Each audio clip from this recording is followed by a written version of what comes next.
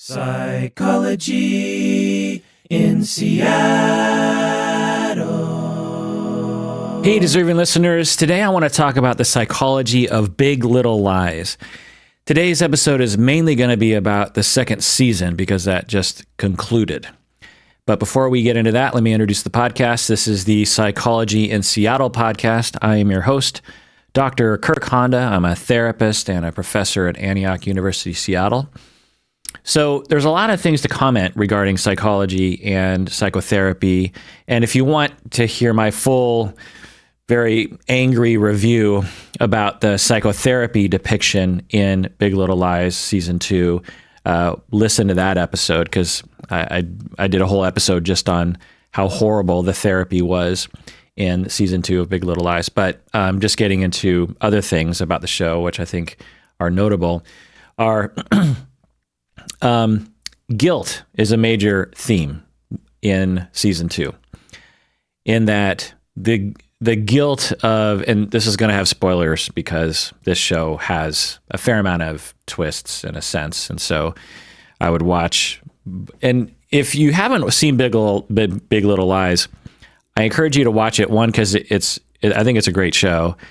And two, it's not very long. I think both seasons together, it's something like 14 hours or something. So it moves pretty quick, and I think it's pretty great. Anyway, so guilt plagues the 5 women because they witnessed one could say an accidental murder and then lied about it to the police. The Zoe Kravitz character, Nicole Kidman's character, and eventually all of them were experiencing a lot of guilt throughout this season. And at the climax, the very end, the last scene of Season 2, you see the 5 women going into the police station, presumably to confess after really struggling with their guilt throughout the season. And I thought that really wrapped it up well. It's called Big Little Lies, and so the theme is lying, and then this theme is the consequences of lying and the guilt of lying. Lying and doing things that are antisocial are quite take quite a toll on the human experience. Now, for some people, rare individuals, psychopaths, they don't have that mechanism in general. But for the 99% rest of us, we tend to feel quite a bit of guilt about lying, and it's shown a lot in our behavior and in studies. So we can see in the writers, I thought, or the writer wrote pretty well this notion of guilt and how each character kind of comes along, like the Nicole Kidman's character telling the truth about the abuse that she went through. There's a big theme in this season about how no one knew the extent of the abuse that she went through. The Zoe Kravitz character this season telling the truth to her mom and to her husband, coming clean, not lying anymore. The Laura Dern character telling the truth about her marriage and her life in general. The Shailene character telling the truth about her rape and her need for intimacy. And the Reese Witherspoon character telling the truth about her infidelity and how telling the truth and being truthful about her love, telling the truth helped her to connect and realize how much she was in love with the Adam Scott character. And that telling the truth and being honest and authentic was the beginning of her starting a brand new life. You get a sense that for the very first time, she might actually be living an authentic, happy life from this point forward. So that was pretty satisfying. All right, let's talk about the mother, who is played by Meryl Streep. Beautifully and perfectly and wonderfully by Meryl Streep. So let's talk about that character. I think this is an excellent depiction of what I might call passive-aggressive personality disorder.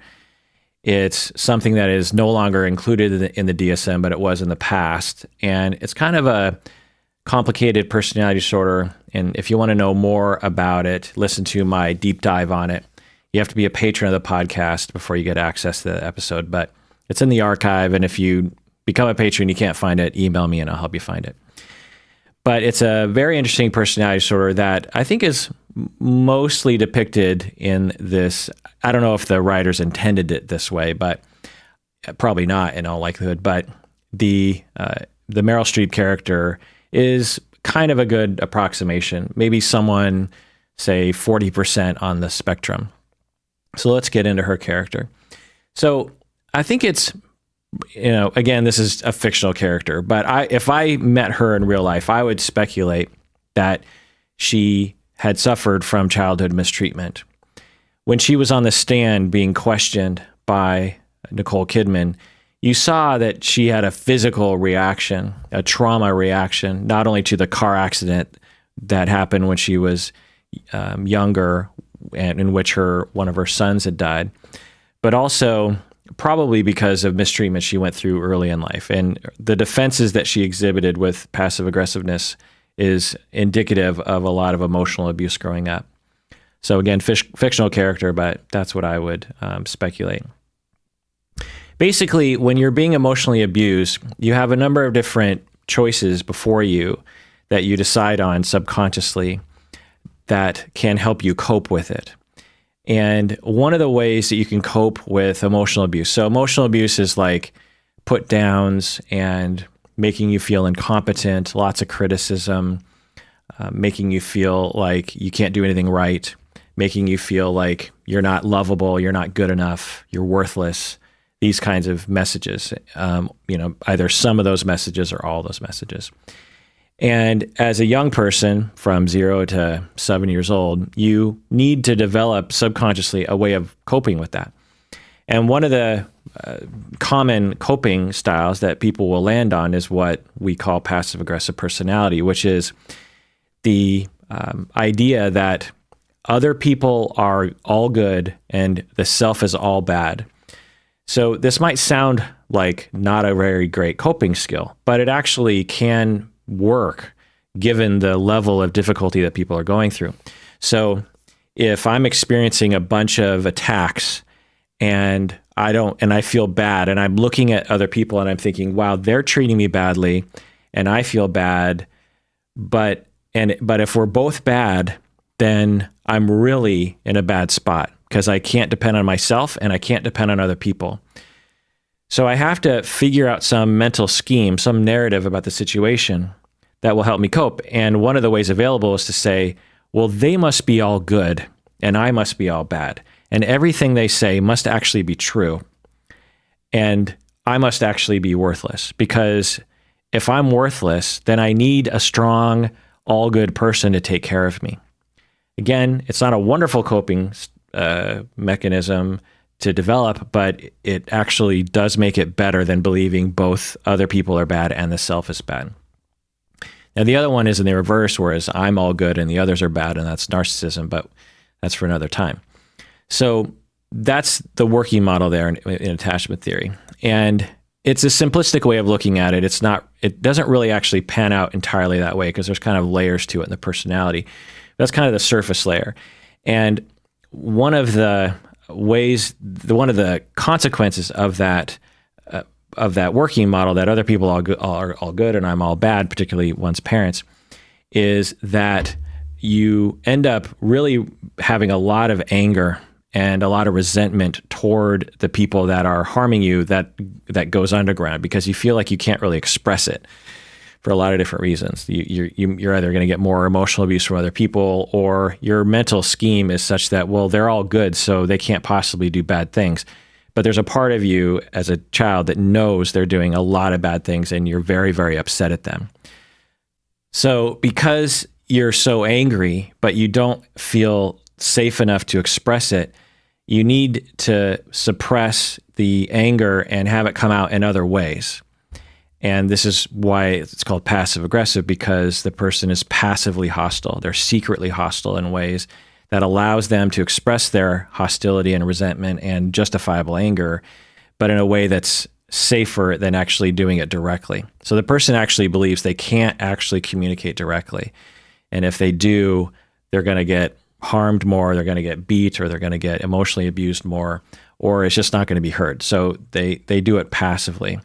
Now, the Meryl Streep character isn't a quintessential example of this, but clearly something was going on with her personality, and I think this is the best conceptualization. So we'll just kind of go with it for right now. You could make other arguments for other personality types, but that's what I'm going to do right here. So as I said, as a young woman, she has her 2 boys in the car, and she gets in a car accident, and it's unclear exactly why. It might have been because Perry was distracting to the Meryl Streep character, but either way, it seems that the mother, Meryl Streep, got out of the car, saw that one of her sons was injured, and yelled at her other son and blamed him for the car accident, blamed him for causing the car accident, blamed him for his brother's death. And so this is, she said, look what you made me do.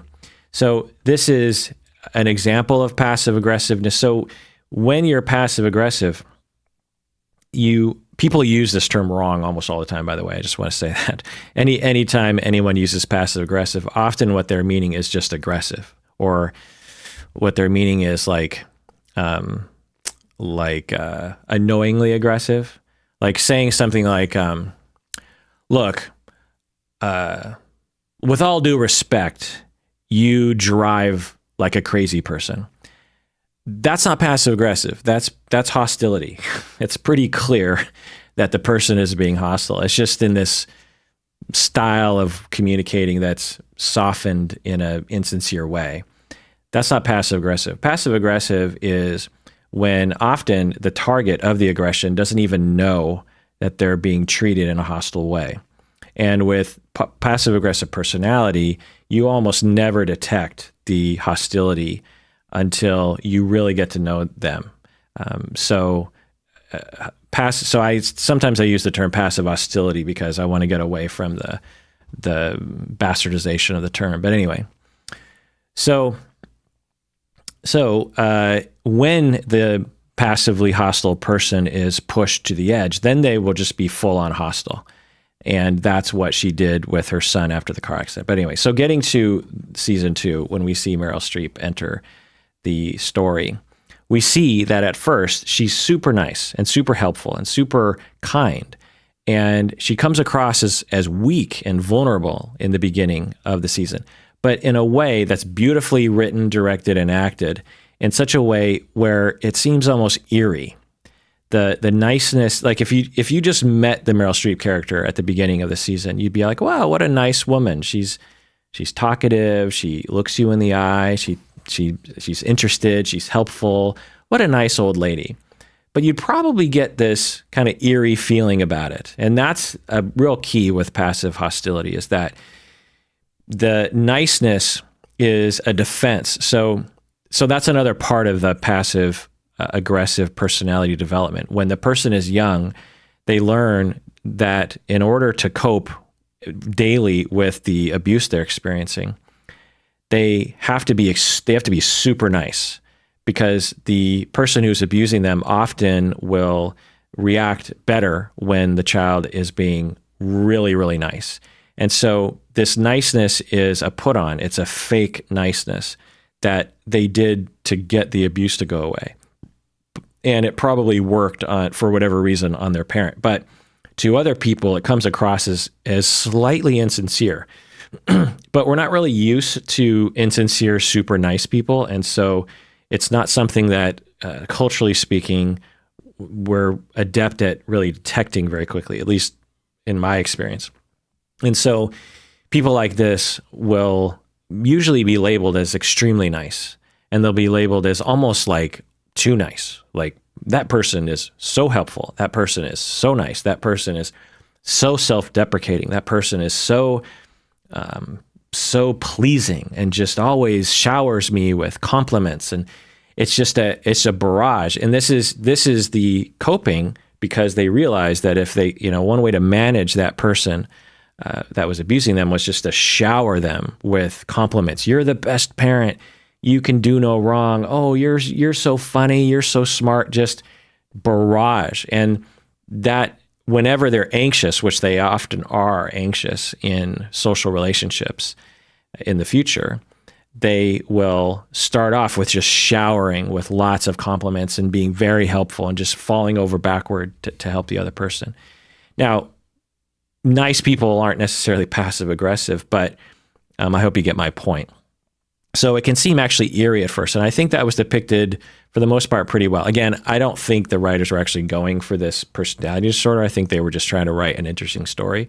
But anyway, but I thought that was an interesting parallel with the way that I've experienced passive aggression in my practice. Then you see her start to become suspicious, and if we look at the story, she's actually suspicious for the right reasons. Because the women are lying. She's suspicious that they're lying, and she's right.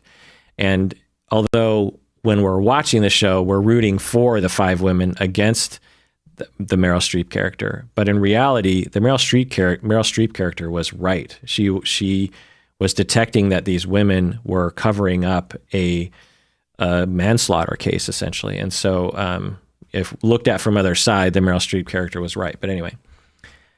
We also see that the passive-ish hostility starts to come out. We see that the Meryl Streep character starts to become quite hostile, but in a served on a platter, right? a crap sandwich served on a silver platter to these other people. If someone were watching the conversation, they'd be like, oh, look, 2 women having a conversation. That's very cordial. But the content was very, very hostile from the Meryl Streep character, which is this deep rage that's been suppressed since day one because their parents or whoever was abusing them didn't allow them to express their anger. And so they have just tons and tons of rage on the inside. And you got that sense in the Meryl Streep character that she was very angry. And the way that she could never just express it. She had to express it in this other way.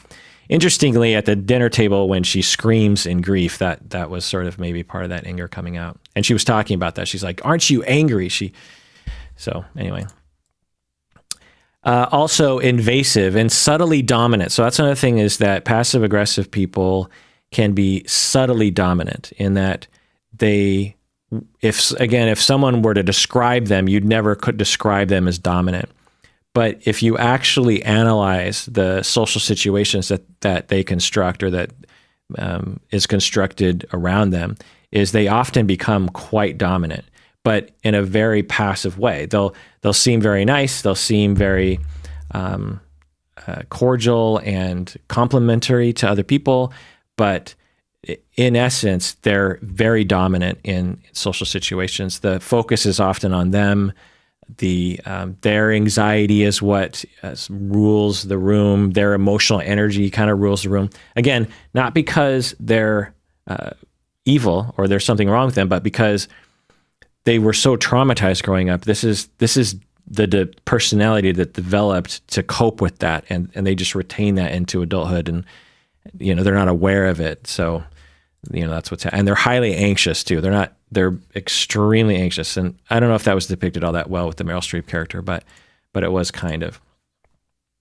So the other aspect that is somewhat common to people with passive hostility is that, or the personality disorder, is that they can have quite grandiose narratives of other people.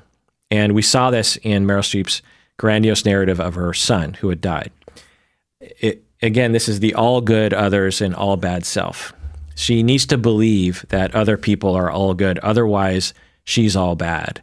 So there's a lot of so denial is a big part of any personality disorder, but it's a big part of passive aggression in that in order to cope with the deep, deep shame. So experiencing all of that abuse, you experience deep, deep shame and deep, deep worthlessness to the point of like a deep, dark abyss. It's one thing to feel ashamed and be like, oh, I really screwed up. It's another thing to have this abyss of shame and worthlessness that knows no bounds. And to feel a little bit of it is to fall into the pit and feel like you can never come out. If you have that, and I say those words, you know what I'm talking about. If you've never had that before and you don't really know what I'm talking about, then bless your lucky stars that you don't actually have that as a result of the abuse that you went through.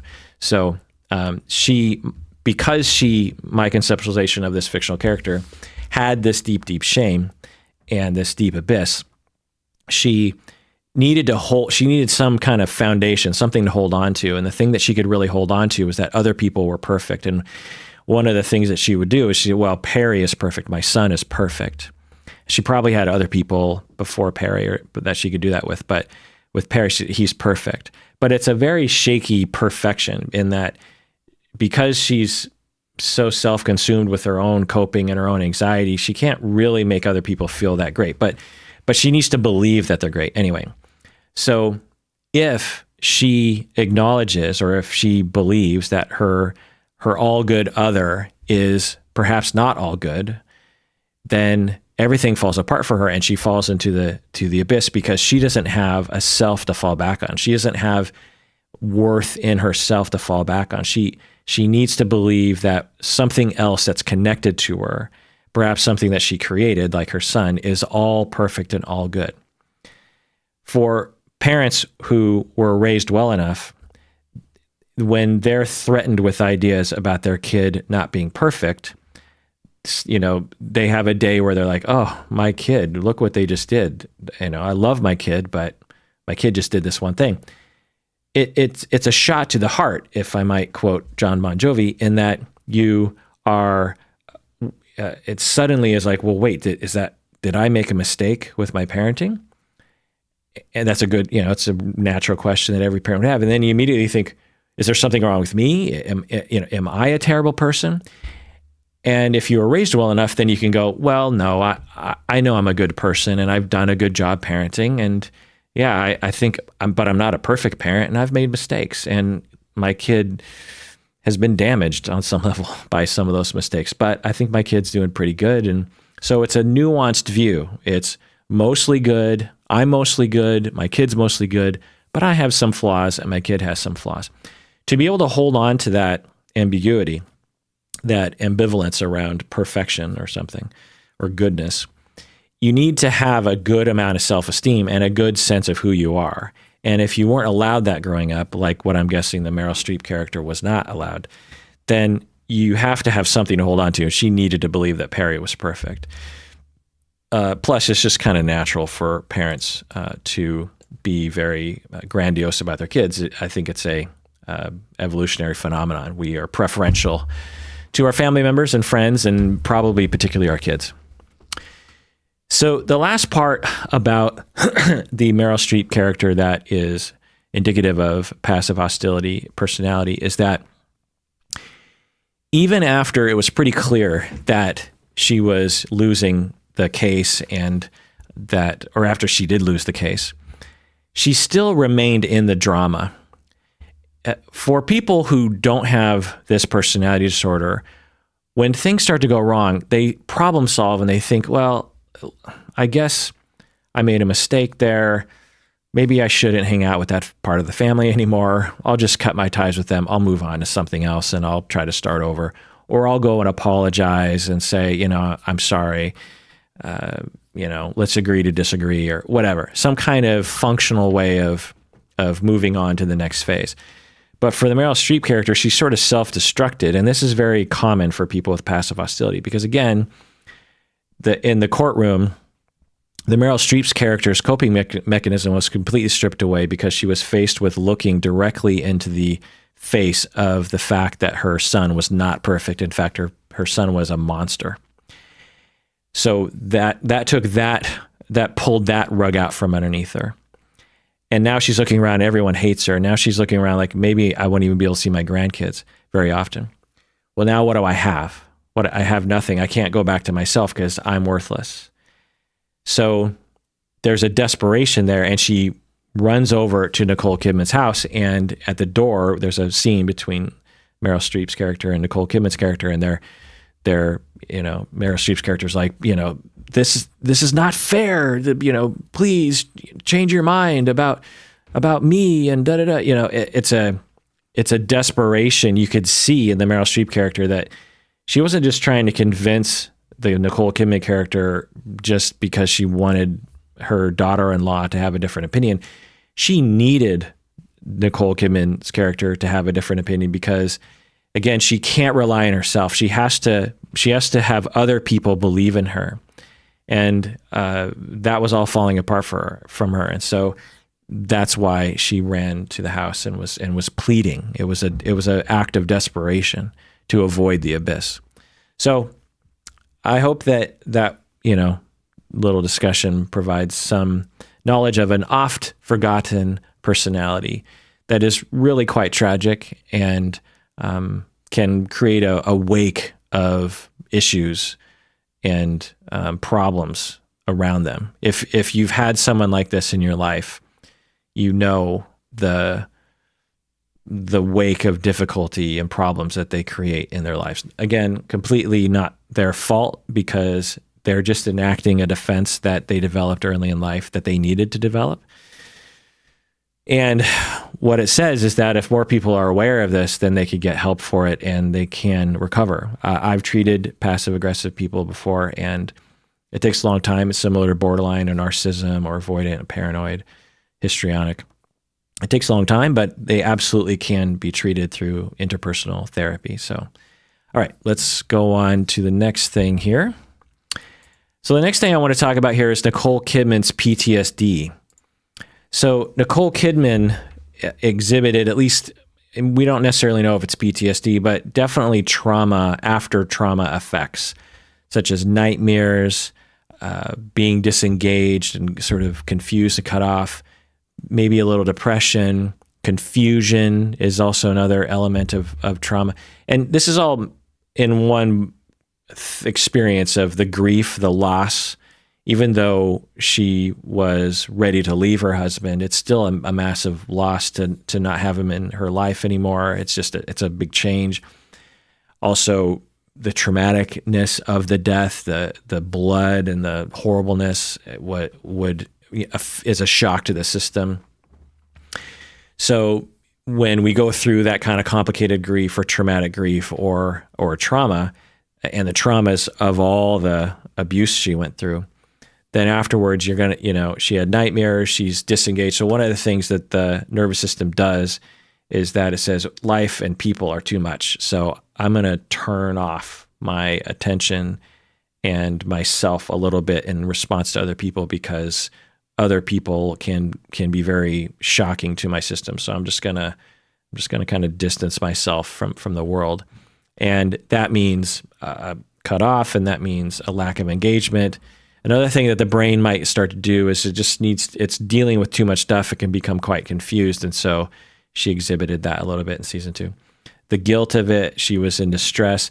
Drug use also, we saw her maybe taking, it was implied that maybe she took a fair amount of substances like opioids, and she took Ambien and crashed the car. But anyway, it's not uncommon for people when they're struggling with trauma to turn to self-medication, to turn to substances because they work. That's one of the reasons why opioids are so powerful in many people's lives, is because they have been suffering their whole life from the effects of trauma, whether it's PTSD or some other after trauma effect. And they're in this constant state of distress, and it's normalized for them. If you ask them, are you in distress? They say no, because they're just so used to the stress. They're just so used to the, the fight or flight triggers happening all the time. You give that person an opioid and boom, it's all gone, or for the most part, or a benzodiazepine or something. And they're like, whoa, for the first time, I'm relaxed. I feel normal. And so I think they depicted that a little bit in Nicole Kidman's case. And also sexually, so they depicted in season 1 and 2 how Nicole Kidman's character would have a lot of one-night stands. So there's a lot of ways of looking at this. One way is that she just likes to have one-night stands, and there's nothing wrong with that. We don't want to sexually shame people. It was unclear if it was even something that she didn't want to do. If it was a man, would we be looking at it the same way? So there's just nothing wrong with that behavior in and of itself. Having said that, it's also possible that she was doing it to distract herself from her pain. Or another thing that people do is they beat themselves up through various different self-destructive acts, like sexual acting out.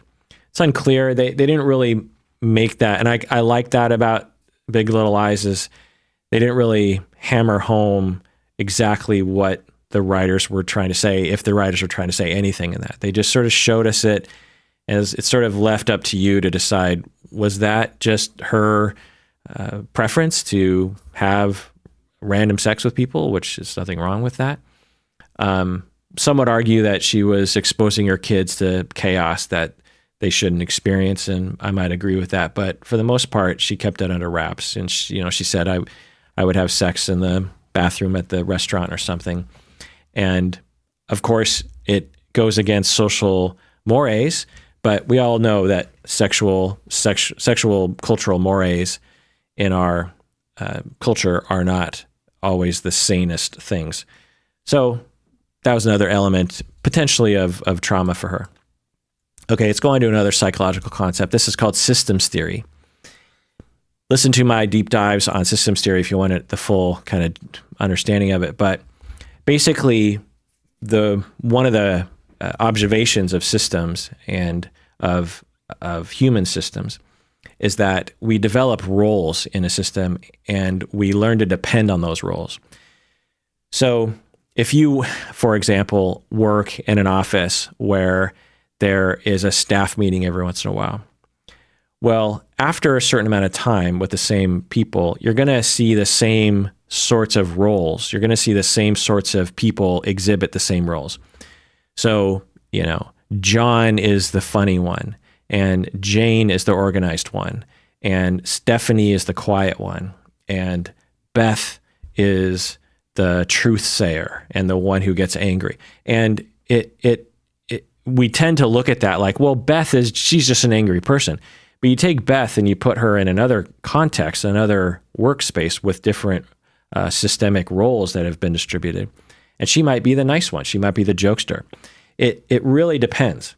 So the idea is that a human system of people, there's a job that needs to get done, and different elements will emerge. Different people will do certain social jobs. And so that's a very simplistic way of looking at it. But anyway, so we see that in season 2, in the Nicole Kidman family, the father is now dead. And so now from a 4-person system, you now have a 3-person system. And in the absence of the father, there's a void of the role that he played in that system. And there was a certain amount of chaos happening because of that. Nicole Kidman's character was having a little bit hard time controlling the kids. The kids were out of sorts. Of course, the 3-person system is going through a tremendous amount of trauma and shock and grief around the loss of the dad. But then the Meryl Streep character shows up, and she kind of starts to fill the role that the husband filled by being stern, by being more attentive, more hands-on with the kids in terms of discipline. And the system stabilized, and instantly the other 3 people appreciated the Meryl Streep character coming back in. Nicole Kidman's character in the beginning of season 2 actually really appreciated Meryl Streep as helping out and being the stern one. And this allows the Nicole Kidman character to remain in her comfort zone, to remain in her the role in a system that she's used to, which is to be not the stern one. And then problems started after that. But the other role that the grandmother filled in this 4-person system was that she was the truth sayer. She was the truth seeker. She was the emotional person, because the Nicole Kidman tended to suppress. And so when you have that, you need someone to lead the charge with emotions. The more suppressed the other people are, the more pressure is put by the system on this individual to be more expressive. If you ever find yourself in a social system, a family system, and you feel like you're acting in ways that don't make a lot of sense to you, one way is to look at, well, how is the system organized, and what elements of the system are pressuring you to actually be a role for them? You know, what benefit to the system is you being that way? That's always a good question to ask, because we tend to think of ourselves as individuals, like we have our own personalities, but we do to a certain extent, but we're 90% affected by the system around us and the demands put on us and the other roles that people take and the so-called goals of the system. Anyway, listen to my deep dive on for more information on that. Another aspect of psychology that I think they depicted a little bit, and this seemed to be a little bit of an overt thing that the writers were trying, or the writer was trying to say, was that the two boys in the Celeste Nicole Kidman character family, the two twins, they observed the father being aggressive and violent, and the two boys, after the father's gone, they started being violent and aggressive too.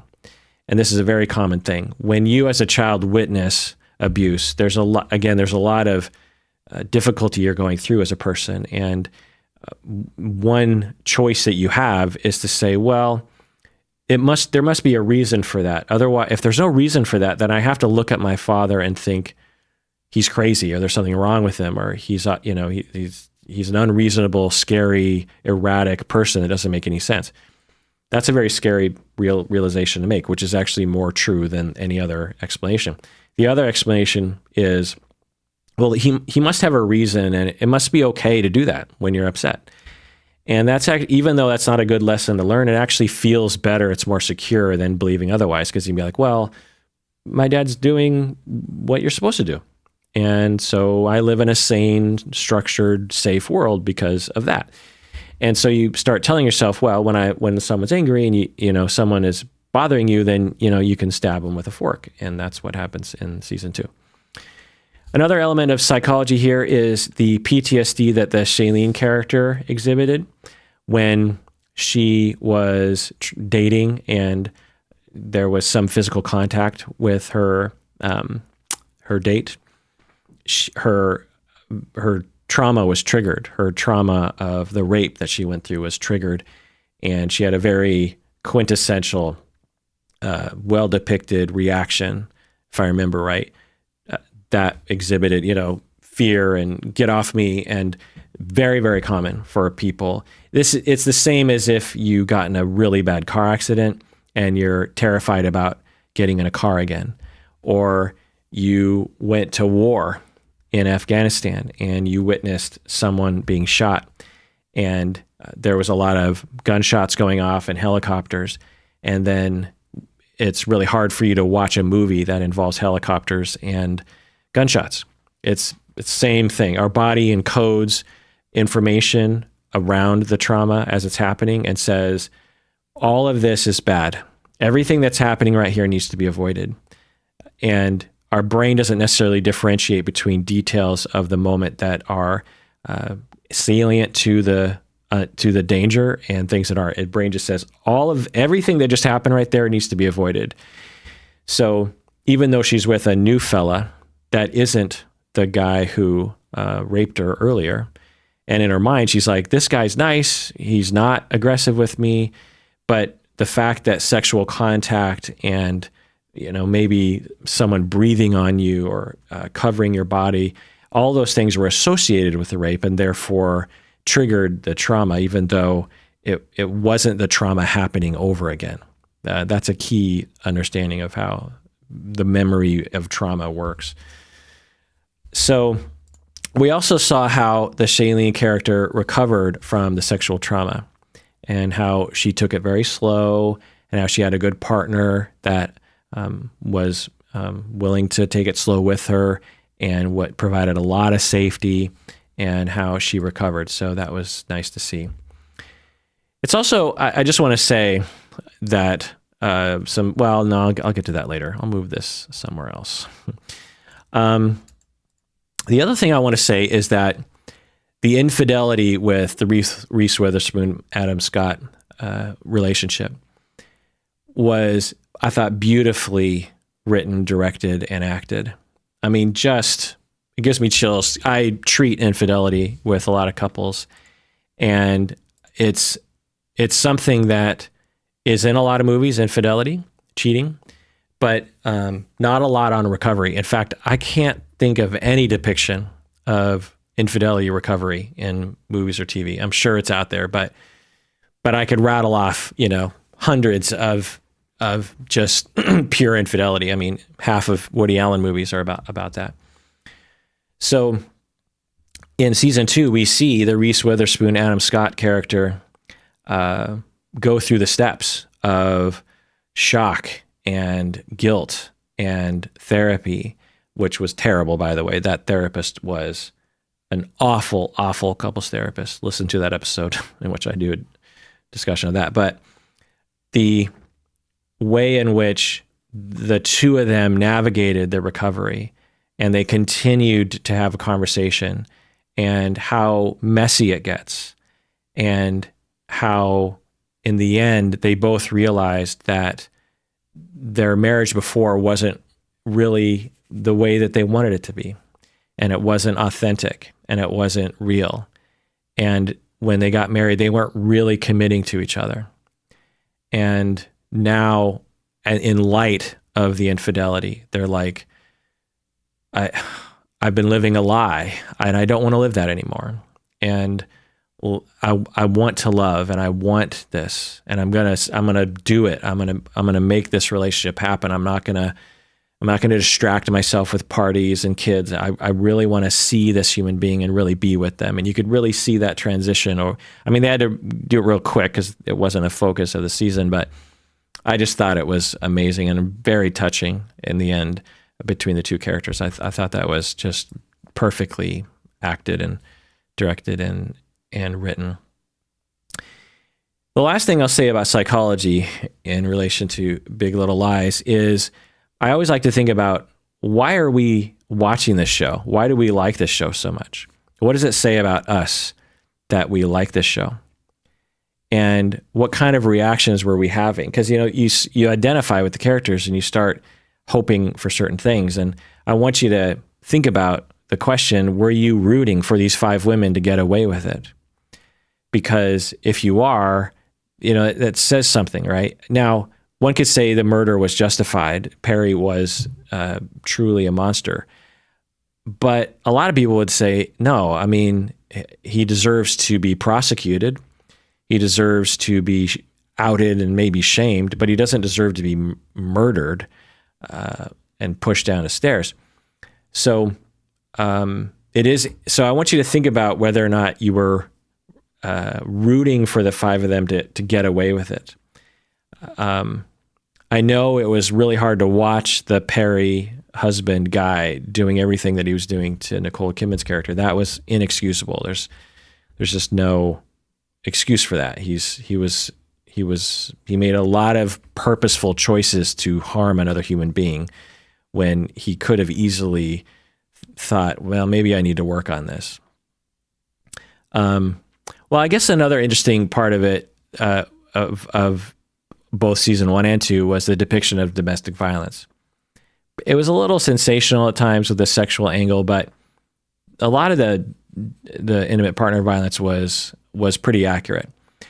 One accuracy that, again, isn't depicted a lot is that the husband, Perry, had a lot of good qualities. And sometimes he was a loving, caring, jovial husband and a loving, caring, jovial father.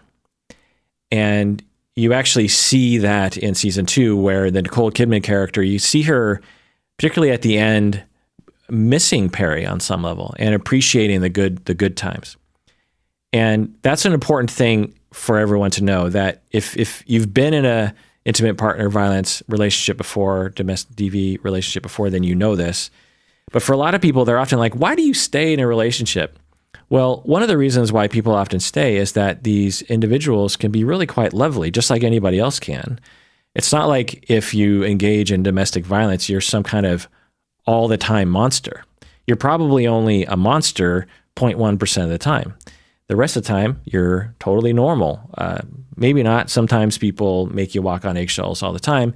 But I thought that was another good, accurate depiction. I just wish the therapy in the show was better.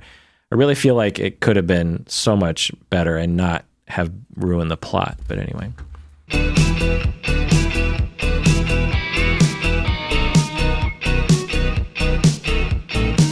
Okay, so I thought I would just close with just general thoughts of things I liked and disliked about season 2. First off, as I think I've talked about already, beautifully shot, just amazing. The setting of, I have cousins in Monterey, and it really just makes me want to go there. I've actually wanted to go there for a long time. I've heard that it's pretty amazing, and I've been to places nearby there, but never there. The framing of the shots was amazing. The sound design, the editing, the lighting was just amazing. I mean, I'm a lot of these shows are starting to have that kind of thing, and I'm wondering if there's just more money or better technology or something to produce just these visually stunning things. And obviously it takes an artist, like the way that they edit in the waves, how they'll have a little interlude and they'll just have waves. It reminds me of Japanese anime, how they'll do that. And I don't know, I just thought it's just a beautifully shot show. Also, superb acting, I think. Meryl Streep, we cannot say enough about how awesome Meryl Streep is. There's not a lot of actors I could say this about. Like Robert De Niro is considered one of the best actors. I haven't seen him acting well in a long time. Other people like Al Pacino, I don't know. It's like they start ramping up their shticks and it just gets absurd, Christopher Walken, he's that kind of thing. Like it becomes kind of a punchline to act like the way that you're supposed to be acting. Whereas Meryl Streep, although Meryl Streep does have one thing that bothers me that she does in almost every movie I've ever seen, if not everything I've ever seen her in. Adaptation, I love. It's one of my favorite movies. She does this thing where she does a double take. So whenever she has a line and she's really good with her eye line, she's really good with like the way she will look at, she knows that what she's paying attention to is a big part of what the acting job is. But she does this thing where she does this double take. And if you ever watch Meryl Streep, again, just watch it. She does it almost constantly. She never just turns her head. It's always like, she always does this thing. And I think what she is depicting is the sometimes natural thing that you do where you look at someone and you say something, you turn away, and then you kind of think, no, I want to turn back. I can't really describe it, but she depicts that pretty well, but I feel like she overdoes it. But anyway, she did amazing. That's a very small nitpick. She is so believable as this character. And it's like Meryl Streep. I'm looking at Meryl Streep. How can I not think that's Meryl Streep? That's Meryl Streep. But yet she just slips right into those characters and she's just so great. Reese Witherspoon, I think, does a really amazing job. Nicole Kidman, I think, does a great job. Laura Dern does a great job. Zoe Kravitz, her character, I don't think is really written for a strong performance. So I haven't seen other things that she's done. I'm guessing she's a superb actress, but the part just, I don't think, really lent itself the way that the Meryl Streep character did or the Reese Witherspoon character. Adam Scott does a great job as well. Adam Scott, his character just, I don't know. And I even thought that the Nathan guy, I thought he did great, but he similarly wasn't a very rich character. The Shailene character, very well done. There's scenes between her. I'm not quite sure, but I think some of the scenes of Big Little Lies were improvised because either that or the writing and directing and acting is so good that it just, there were some scenes where it just seemed so real. There were scenes between Shailene and her son that I thought could not possibly have written, because how would you be able to know or exhibit such natural behavior? And so I don't know. I thought that was pretty impressive. Another thing I liked about season 2 was it was nice to see that the Nicole Kidman character and the Shailene character were both victimized by Perry, and those two women bonded instead of fighting. In another show, another writer would say, oh, well, we got to have the Shailene character and the Nicole Kidman character fighting because, it just makes for better drama. And when they first started getting into it, I thought, oh boy, they're going to go down that typical soap opera shtick to have them fight and da da da. But they didn't. They pretty quickly became friends and were supportive of each other, which is, I imagine, accurate a lot of the time. Probably not as accurate as it, needs to be. But anyway. I also thought the dialogue was pretty good. Obviously, this show is just a series of dialogue between people, and so the dialogue was okay. Some of it was a little funny, but most of it was pretty good. I also liked that the men were not demonized. Now, in the library and the catalog of movies and TV shows, most of it is oriented towards men. And so when you have shows like this that are oriented towards women, it's like, wow, it's nice to see, right? In the same way that it's nice to see it when there's something oriented toward Asian Americans or African Americans or Hispanic Americans or people with disabilities, or, it's just, there's certain people that are completely left out of stories. And so, and in all of the movies on men that are men focused, a lot of them depict women in very either one-dimensional ways or objectifying ways. And so the movies that are focused towards men are definitely often guilty of alienating women and not really understanding women. And so when there's a female-oriented movie, they often suffer from the same tropes where they'll either have men who are one-dimensional, men who are demonized, made to, men are evil, or men who are objectified in some way. And so this show, being a female-oriented show, still had what I believe to be three-dimensional male characters that were not demonized at all. I mean, there's really no demonization of the men, maybe aside from the principal or something. But so I don't know. I like that too. Because really, when we're making stories, we should try to include everyone and not demonize anybody, because why? Another thing that I thought was kind of fun about season 2 was how the theme was consequences. And this season 2 was all about the consequences, right? Laura Dern's business and her husband, that coming to fruition, and the lie itself and the consequences of it. And it's hard to make an entertaining TV show that's about the consequences of bad behavior. And I feel like they did that. The consequences of infidelity. I really liked the Zoe Kravitz confession scene to her mother in the hospital. It was just an amazingly written, directed, and acted scene. So I take back what I said about Zoe Kravitz and not having enough to act, but that scene definitely provided a lot to act and very believable. The last thing I'll say that I really liked about the show is that it depicts family life in a more real way than other shows will.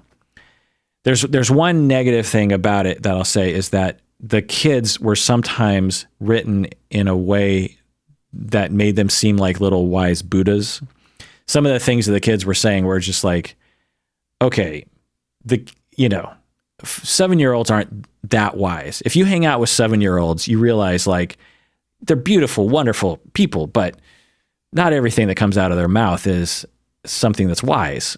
And in Big Little Lies, the kids are often saying these incredibly wise, poignant things, and I find that to be annoying. It's like the writers want to use the kids. The writer wants to use the kids as some kind of truth sayer or something, and it's just like, But aside from that nitpick, I will say that I loved how. So in a lot of movies about real people and families, the kids are often brought in as these props where the kids come into the scene. There's a scene with the kids, and then the kids are gone. You won't see them for episodes. You'll just you'll see a show by episode 5. You're like, oh yeah, that's right. These people have kids. In Big Little Lies, the kids are there. The kids are in the scenes. There's dialogue with the kids. There's talk about the parents are talking about the kids. There's scenes, sleeping with the kids. And the kids are a part of the story. And I thought that was really good writing, because it could easily become not interesting, right? Because the story isn't focused on the kids' dramas, it's on the parents. And yet it was interwoven in a way that I just thought was really great. And the kids were a part of the story too, which isn't usually the case. Also, lots of scenes at the school, dropping just very common middle-class American life of dropping the kids off at school, going to assemblies, PTA meetings, conversations with the principal, conversations with the other parents. They depict that again. They really deftly, I thought, giving it a certain reality to it that other shows don't usually typically do. All right, here's some things I didn't like. Sometimes it was a bit cheesy. There was some conflict that was ramped up quite a bit. Like the principal seemed like an absurd character. I know they were trying to work that character in to be like a comic relief character or something, but the show tonally doesn't come across as an absurd show in that way. And so I don't know, whenever the principal was on screen, I was always like, ugh, I just didn't like that character and the way that they wrote that character. Some of Laura Dern's scenes were a little over the top, I thought. I know some people might dig that sort of thing, but I was kind of like, okay. Another thing that I'll say, and I'm sure I'll annoy some people with this, is that there are very few Asians in this show.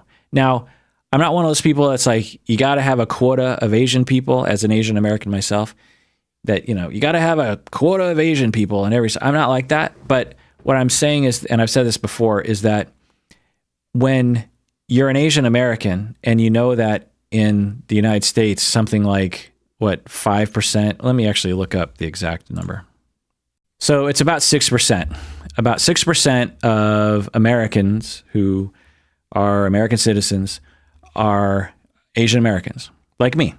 And so that's a little bit over 1 in 20, which is a lot of people, right?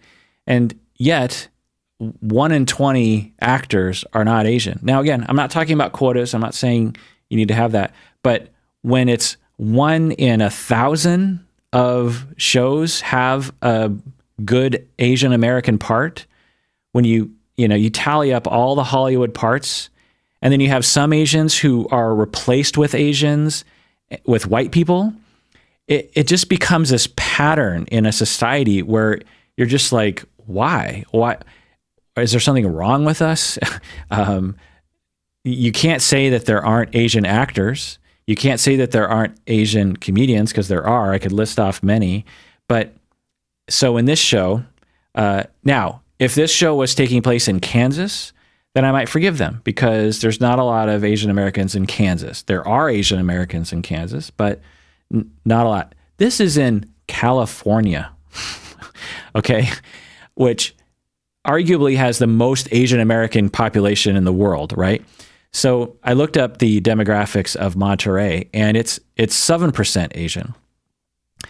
It is 2/3 white. It's 18% Latino, 7% Asian, 5% mixed, and 4% black. So in this show, now I'm not saying of the 5 women, one of them had to be Asian, but at least maybe the principal would be Asian, or one of the spouses would be Asian, or the judge would be Asian, or, when you have 7% of a population in a town being Asian American, and I don't think there was a single Asian American. Maybe there was an Asian American. One of the other parents was Asian, but very small part. Again, I'm not going to blame Big Little Lies, because this is just an indictment on Hollywood in general. But my Asian American cousins live in Monterey. And so when I think of Monterey, I think of Asian Americans. I think of my cousins and my aunts and uncles. It was just odd for me to watch this show, and it was just almost all white people. And again, Monterey is 2/3 white. The rest of them are not white.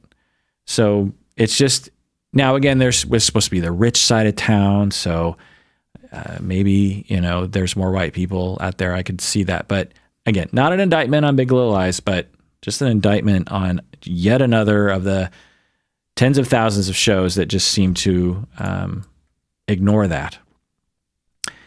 And I guess all I'm saying is that for casting directors and people out there, and is that when you're casting a show, you're trying to depict the naturalness of the environment, right? Like if you were to shoot a movie in Chinatown, New York, you're going to fill the extra pool when you have a bunch of extras walking on the street with Asian Americans, right? And you're not going to fill them with a bunch of white people in Chinatown. Well, when you have a show in Monterey, you're going to think, okay, well, here's the mix. 2/3 white people. You got a lot of Latino people. You got a good amount of Asians and mixed people and black people. So let's think about that as we try to construct the reality of Monterey. Anyway. Another nitpick that I'll say is I'm getting a little tired of watching shows and movies about super rich people. I know they're supposed to be interesting, but I don't know. They're just not to me. The element of being super rich and having super nice houses, it's just not interesting to me. I grew up in the 80s when, lifestyles of the rich and famous, and Donald Trump everyone was worshiping. Imagine that. Everyone was worshiping Donald Trump in the 80s. It's just a little, I don't know, it's just kind of gross to me. Like the Shailene character I liked because she had this regular apartment and lived like a normal person. Anyway. Now, again, I just want to say I really liked Big Little Lies. I hope there's a season 3. So who knows? But just nitpicking some more. I am getting really, really tired, and this isn't an indictment on Big Little Lies. It's on Hollywood in general. Is this trend of using super slow covers of songs. So there's a super slow Neil Young cover, and there's a super slow Nirvana cover. There's a super slow Kate Bush cover. There's a super slow and downbeat Creedence cover. Now it's Willie Nelson covering Creedence, but still. There's a bad version of Tears for Fears, like a very upbeat version of the Tears for Fears song. Now, some of the music is great. Like they have the Spinners, they had Sufjan Stevens, they had a lot of great music. The music was actually pretty good. But why would you, there's this trend when you're watching trailers, especially if it's like a creepy trailer of some kind, they always want to throw in some cover. So you recognize the tune a little bit, you recognize the lyrics, but it's in this really slow and, drawn out, and it's so, now, with my wife, I'll turn to her and I'll just look at her, I go, super slow cover, and she's annoyed with me. She's just like, okay, enough of you pointing that out. She doesn't care. So most people, I'm guessing, don't care. But as a musician myself, I'm very attuned to music, and so when I hear it happening and I hear a trend, it just starts to grate on me. Like the next 100 times I hear a super slow cover in a trailer or a TV show or something, and my wife is sitting next to me, I'm going to say something to her, and she's going to get annoyed. So Hollywood, if you want to save my marriage, stop doing that. The other little just nitpick that I had about the show was that when they were showing the videotape of last season when they were interviewing the 5 women in the police station, as the 5 women are lying and they have their mascara is running and they're giving these interviews. They have the camera that the police. So presumably this is a camera shot that the police are taking because we're watching it on a screen in the show. And it's a shaky cam that's close up. So I'm to believe that behind a one-way mirror, instead of just putting a camera on a tripod, you have a police officer holding a camera, zooming in a tight zoom, and like not holding it quite right. Like I don't know if people understand what I'm saying. Thank you. And for those who don't, I don't blame you. The last thing I'll talk about, which I do actually find to be a problem, this isn't a nitpick, this is a big problem. The custody battle between Meryl Streep and Nicole Kidman was ridiculous. In my practice, 20 plus years, I've treated adults, mostly I've treated couples. But for the first 10 or 15 years of my career, I treated a lot of families.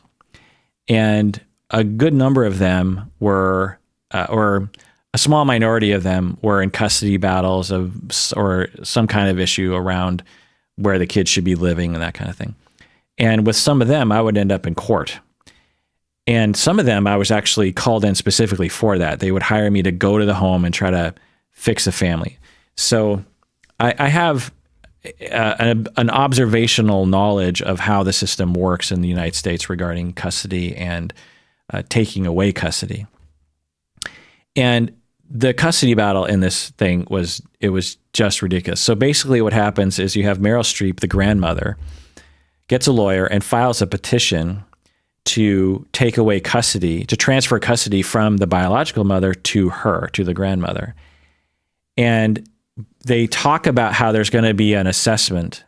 Someone's going to assess the fitness of the mother, which they didn't depict at all, by the way.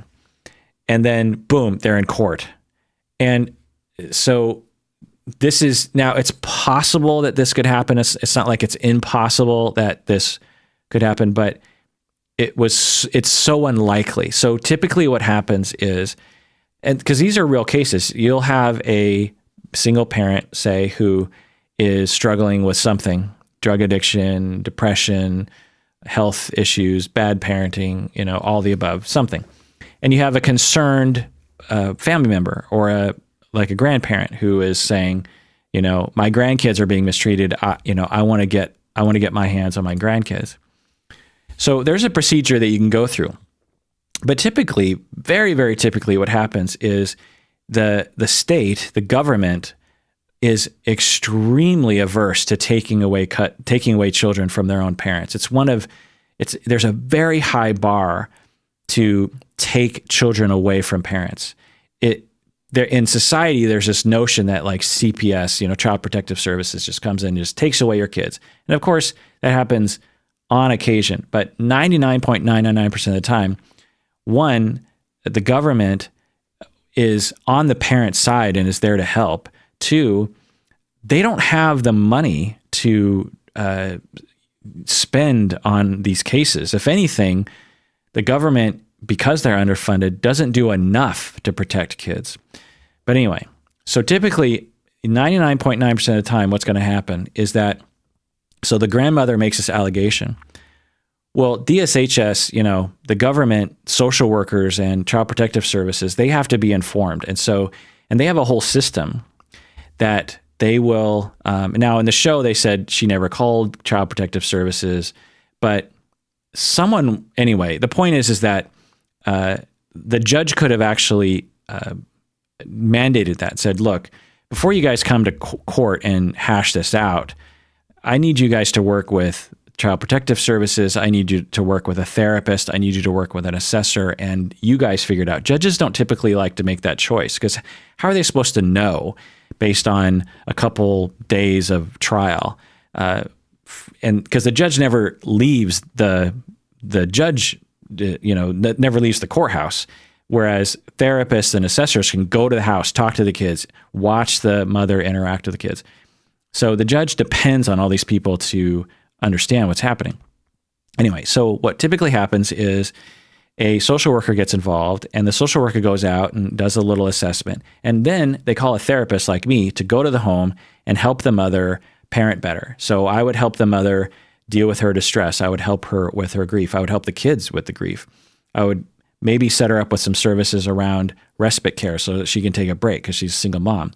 Maybe I would get other people involved, like the grandma, to support the family. Maybe I would set her up with individual therapy, the mom, family therapy, kid therapy, help the mother with her drug abuse situation, help her problem solve her Ambien taking and that kind of stuff. Just do all the things that need to be done in order to help this family. And then at the end of that, they would ask me, is the mother participating meaningfully? And I would say, yes, she is. And then the judge would be like, fine, keep doing it. Sounds like things are going well. We don't need to touch this situation. Because again, the judge doesn't want to get involved really. So that is the norm what they showed in the TV show was it was like the grandma just had on a whim, had some very weak allegations. I mean, extremely weak. The fact that the mother is she took Ambien and got in a car accident is, that happens. The kids were in the car. 2, that she has sex sometimes with men. There's nothing. It's not illegal, and she's not. The one time that a guy came over to the house, like, it was pretty brief. And the thing is like, some of this stuff might shock you. You might be like, "Whoa, that's pretty bad parenting." I'm here to tell you, I've been ground zero on some of the worst parenting that you could ever imagine, and then some. And the government still does not like taking kids away from their parents because, again, there's a high bar to taking kids away. So anyway, having said all that, I have seen some ridiculous things happen in family court. So it's not like it's completely out of the ordinary. There are some things that I'll be an expert witness, or I'll be a support person in the courtroom, and I'll just be witnessing a judge do stuff. And I've just been like, wow, this judge has no idea what they're doing. That was one thing about all that work. Probably for a good 10 years, I was in court like once every couple of weeks. And I lost so much respect for judges in general and the justice system. I mean, I'm not one of those people that's just like, anarchy. We have to have a system. But the thing I realized was that judges are humans. It's just a person. And they go home and they watch Jeopardy, and they have all the same confusions and biases. And, but the difference is they don't really have a lot of checks and balances on their behavior. And there's a lot of pressure. They have to produce. They have to make a decision. And actually, a friend of mine is a very high-end judge, and I talk with them a lot about what it's like, and it's a lot of pressure. We put a lot of pressure because really, what should be happening, in my view, is that it shouldn't just be one judge, particularly when the judge is the one making the decision. There should be like a team of people who confer. And because there's 2 heads, 3 heads, 4 heads are so much better than one. I just take myself, for example. Whenever I'm thinking about something, I almost always benefit when I bounce it off other people and they start saying, well, how about this? And I'm like, oh yeah, I guess that makes sense. So why do we put one judge? Now, higher up at certain courts, then you start getting, more justices who will prevail over things. Preside? Anyway, end of the episode. Thanks for joining me out there. What do you think of Big Little Lies? You can contact me by going to the website. That's the best place. Go to psychologyinseattle.com. Go to the Contact Us page. Below, there should be a clickable URL where you can contact me. That's my favorite place to interact with people because it asks all the questions like, is it okay to read it on the podcast? What do you want me to call you? Do you want to be anonymous? Are you a patron? All that kind of stuff. Go to the website, contact me through that, and I'd love to hear your opinion about Big Little Lies. Am I dumb for harping on the cover songs? Am I reverse racist for wanting to insert Asians into this show? Let me know. And that does it for that episode of Psychology in Seattle. Thanks for joining me out there. Please take care of yourself because you deserve it. You really, really do.